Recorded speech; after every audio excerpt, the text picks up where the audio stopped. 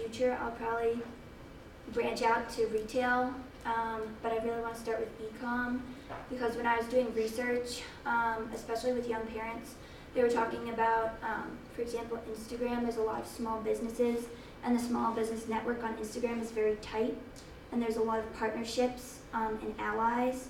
So I think that I want to invest a lot into the digital market. Okay. Yes. As this idea gets traction, what prevents other players in the starting organic industry from entering the space and also producing similar items? Well, while I'm selling a product, I really feel like I'm selling a value, and that value is that there's a lot of things to celebrate, but let's celebrate individuals and celebrate health and growth in life. So I think that that's what will put me ahead of other other companies trying to do the same thing.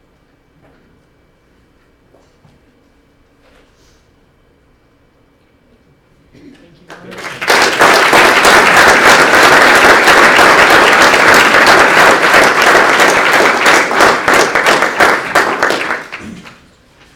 Next up is Nina Sweeney.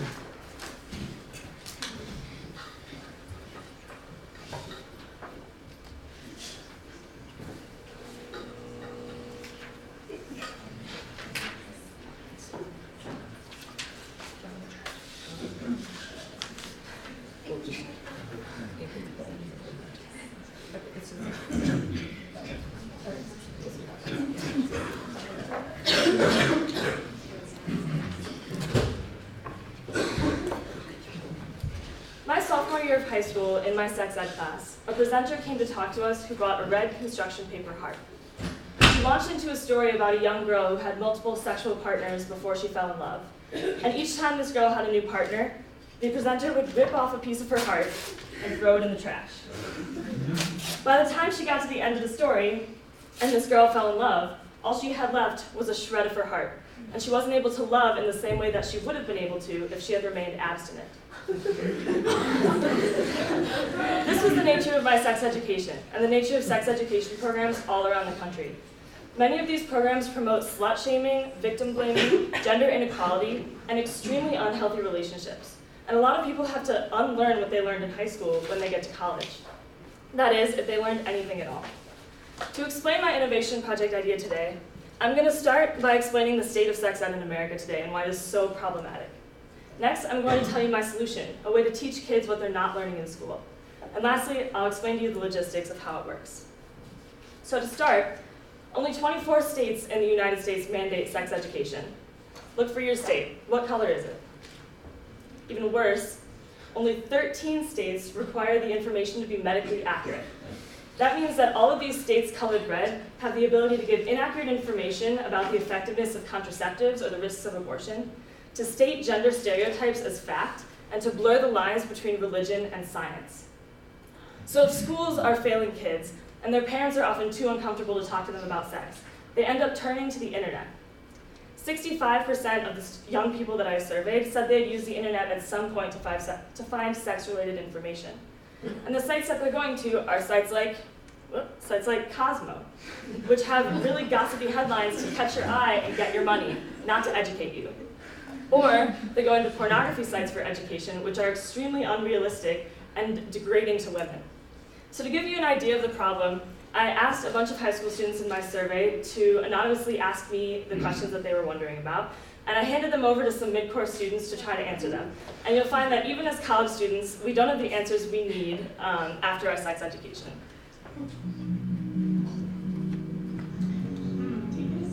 No, you're supposed to. You should look at your packet.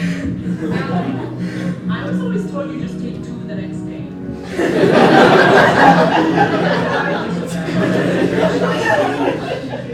Yeah. To make sure it's like working again.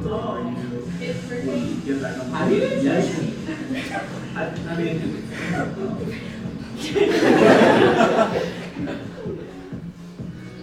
I don't.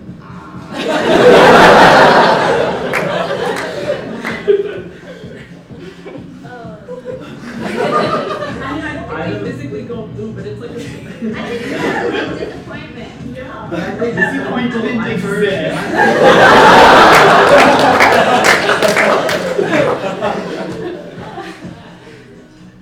Yes. So as you can see, even as college students, it's difficult for us to answer a lot of these questions. And kids are already going to the internet for their sexual information. So why don't we put something on the internet that's going to give them that information accurately and in a trustworthy way? So my solution is Uncovered, a YouTube channel where high school kids can anonymously send their questions like they did to me, but have them answered in a video format by a combination of experts and their peers. This website would be gender neutral, unlike a lot of the pages that are out there right now that are very female-centric. So it would be accessible to everyone because I think it is equally as important to teach men about this as women. Also, all the experts that came on would be volunteers, so it would be at almost no cost to me to make the videos, and it would pay for itself through YouTube ads and promotions, which I'll talk a little bit more about later. In my survey, 98% of young people said they would go to a website like this if it was accessible to them. And this is really important because there have been a lot of studies that tell you that comprehensive sex ed that answers questions like these ones has amazing benefits for teenagers. As people learn more, condom and contraceptive use goes up, and STDs, HIV, pregnancy, and unprotected sex all decrease. So to get this information out there, I need some experts. And there are plenty of people who I've talked to through my research who have had conversations with or I've made connections with along the way who would be great resources for this project. To start is Sarah Burden, who's given sexuality workshops at Middlebury that a lot of us know and have been to, who has expressed a lot of interest in this project, and she's very willing to help me. Brian Ashley is a guidance counselor at Mid, and Melissa Gilliam, who is a doctor and a professor of gynecology at the University of Chicago. So this has to start somewhere, and since I'm going to be a junior at Middlebury, why not start there?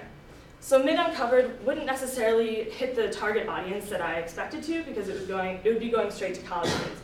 But I think this is a great way to start my project. Because why not start with college kids first, see what works and what doesn't, before I bring the questions to high school kids who know even less than we do. And this is very financially feasible. Oops. In the first year, my only cost would be buying the editing software, and I do all the work myself. And given that I would have videos with about 50,000 views, which in this space is pretty modest, especially if I'm advertising to men and women, then I could make about $20,000 through YouTube ads. And by year 5, hoping that I grow in the way some of the other channels like this have grown, I could make $150,000 through YouTube ads, even after hiring someone to edit my videos for me. There are some risks to a project like this, including losing credibility through a speaker that maybe kids don't trust or like, a lack of accessibility to the audiences that I'm really trying to get to, and a lack of experts that want to volunteer for this. But I think that I can mitigate all of these risks by using my network of Middlebury alums and MiddCORE alums who are very credible, and making sure that I'm really in contact with my audience and giving them what they need. So they'll be sending me their questions and I can have a direct connection with them. And I think a project like this is really worth the risks. As John Oliver, the host of Last Week Tonight, said, human sexuality, unlike calculus, is something you actually need to know about for the rest of your life. And we aren't treating it that way. So if the American education system isn't going to start teaching young people what they need to know about sexuality, they're going to go to the internet. And if they keep going to the internet, then Uncovered will be there for them. Thank you.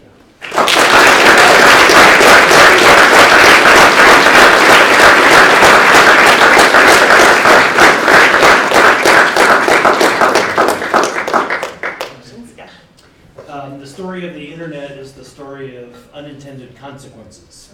So when you think about content and how people might misuse the site, how would you handle that?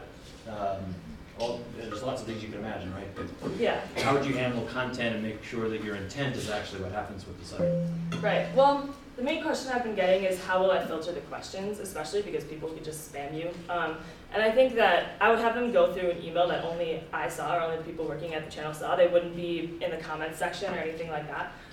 So we would choose the questions that, were asked the most often or we thought were the most appropriate and answer those. And also, I think having, the format I'm kind of picturing is having an expert sit around with high school kids and have like the discussion together. So I think that would be a good way to like get all the concerns out there and then have them answered in an accurate way.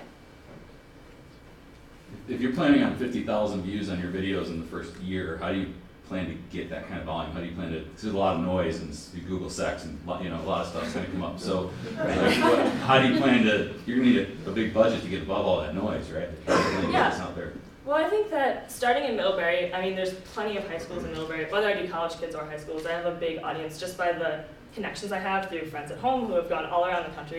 And also, I think that, I mean, a lot of high schools have mandated sex ed like the one I described, but who knows if they actually want to be teaching it that way. So maybe if they could give their students a supplemental tool like this, they could tell them, you know, send your questions, see what you get. Then that would be a really cool way to spread the word. Yeah. Can you elaborate a little more on the accessibility risk or challenge? Yeah, I mean, I'm trying to keep it gender neutral. That's like the goal, because there are many channels out there that do similar things. Like there's one called Lacey Green who, she's got like millions of views, but it's mostly just her talking at the camera. And I showed it to a lot of my male friends and they said that like it's not really accessible to them. So that's really a goal for me, but I mean, it's hard for me to keep something gender neutral when I'm female, so I would need to like make sure I was in contact with people who could help me out with that. Yes. Have you considered the pros or cons of partnering with a group like Planned Parenthood, any of those? Yeah, well this idea actually started as like an in-person sex ed program. And then I got a lot of feedback that was saying I would run into a lot of problems with that, and something like this could kind of sidestep like the parental consent side of it, so kids would still get what they needed, even if their parents didn't want to send them to something like that. So I wanted to start as a nonprofit, and I think that partnering, once I gain credibility, I think that's the main thing. It's once I gain credibility, then partnering with a bigger organization would really like set it off. With the volunteer model of content, have you thought about, is there any like anonymity that people maybe aren't going to want to be too visible in this? You know, hopefully you can not include names and or production value, again, to get to those kind of hits. Can it really just be self-reported? Yeah, that's a good question. I think that anonymity-wise, you mean the experts would want anonymity? Yeah, I mean the volunteer experts, right? Okay, the peers. I'm hoping that they wouldn't, that this is something that like a lot of them have dedicated their lives to educating people about this kind of stuff or helping people with these things. So I'm hoping that they would come on with their names and really just give the information. But yeah, production value, I want to hire a video editor, but as I said, it's in year 5. And like, I think it would just take a lot of research on my part and a lot of time and effort to learn Final Cut Pro and really be able to do the editing, but I'm willing to do that. So. Thank you, Mima.